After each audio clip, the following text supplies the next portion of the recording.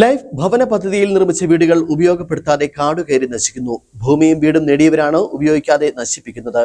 അർഹരായവർ പുറത്തു നിൽക്കുമ്പോഴാണ് അനർഹർ ഭൂമിയും വീടും വാങ്ങിയതെന്നും ആരോപണം. അയ്യപ്പൻകോവിൽ പഞ്ചായത്തിലാണ് ഭൂമിയും വീടും ലഭിച്ചവർ ഇവിടെ താമസിക്കാൻ വിമുഖത കാട്ടുന്നത്.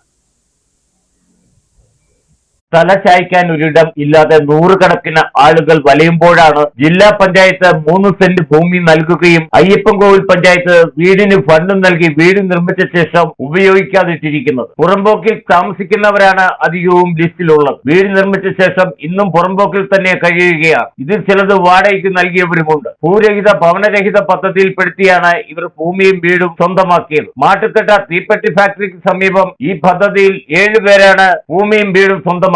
ഇതിൽ താമസമുള്ളവർ 3 പേർ മാത്രമാണ്. ബാക്കി 4 പേരും വല്ലപ്പോഴും എത്തി വീട് വൃത്തിയാക്കി പോകുന്നതല്ലാതെ ഇവിടെ ഇതുവരെയും താമസിച്ചിട്ടില്ലെന്ന് സ്ഥലവാസി പറയുന്നു.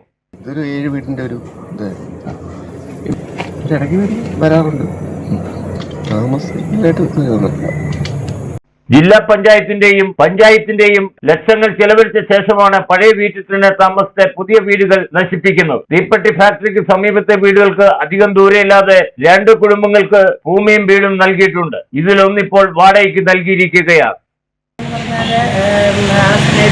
ഒരു ലിസ്റ്റ് കൊടുത്താണ് അവർക്ക് എത്രയും പേർക്ക് വീടില്ല ചെലവില്ലാന്നുള്ളതിൻ്റെ ലിസ്റ്റ് കൊടുത്താണ് അവർ രേഖകളെല്ലാം ഹാജരാക്കിയിട്ടാണ്.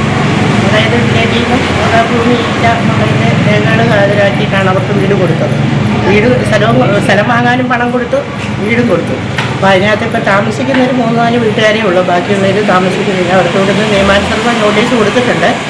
ഏതെങ്കിലും തരത്തിൽ അവരത് സ്ഥലവും വീടും തിരിച്ചു പിടിക്കാനുള്ള സംവിധാനം പഞ്ചായത്ത് ചെയ്യും. 2019 ലിസ്റ്റുകളാണ്. ആ സമയത്ത് കുറേ പേര് കയറിയിട്ടുണ്ട്. പക്ഷേ ഇപ്പം നമ്മൾ സമഗ്ര അന്വേഷണം കൂടെ നടത്തിയിട്ടാണ് ഇപ്പം എഗ്രിമെന്റ് വെപ്പിക്കുള്ളൂ. അർഹരായ നൂറുകണക്കിന് ആളുകൾ വീടിനായി കാത്തിരിക്കുമ്പോഴാണ് അനർഹർ രാഷ്ട്രീയ ബന്ധം മുതലെടുത്ത ലിസ്റ്റിൽ കയറിപ്പറ്റി വീട് നിർമ്മിച്ച ശേഷം നശിപ്പിക്കുന്നത്. പഞ്ചായത്ത് പലതവണ നോട്ടീസ് നൽകിയിട്ടും ധിക്കാരപരമായ നിലപാടാണ് ഇവർ സ്വീകരിച്ച് മുന്നോട്ട് പോകുന്നത്. ഇത്തരക്കാരുടെ ഭൂമിയും വീടും തിരികെ പിടിക്കാൻ നടപടി സ്വീകരിക്കുമെന്ന് 1ാം വാർഡ് അംഗവും വൈസ് പ്രസിഡന്റുമായ വിജയമ്മ ജോസഫ് പറഞ്ഞു. Idukki Vision News, Ayyappancoil.